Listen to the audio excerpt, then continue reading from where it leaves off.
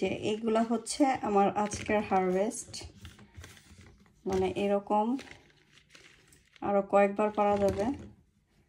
তো এগুলা হচ্ছে পারছি এক আপুকে দিব কালকে, যদি আপুর সাথে দেখা হয়।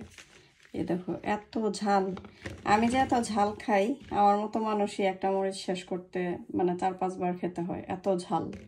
মানে অতিরিক্ত নিলে আবার তিতা লাগে, এত পরিমাণে ঝাল, মানে ঝালের চোটে মনে হয় তিতা লাগে। এই দেখো এরকম আরো আরেকটা গাছের এটা বাকি, প্রায় 200 মরিচ এখনো গাছের মধ্যে আছে। তো আলহামদুলিল্লাহ এই পর্যন্ত প্রায় 200-র উপরে মরিচ পাড়া হয়েছে। আমার সবগুলা ফ্রিজ করে রাখছি সারা বছরের জন্য। আর আচার আমার একা খেতে হবে, এই কারণে আচার বানাইনি, আগের আচারই আছে, কারণ এই বাসায় ঝাল শুধু আমিই খাই। এই দেখো কত সুন্দর কালার।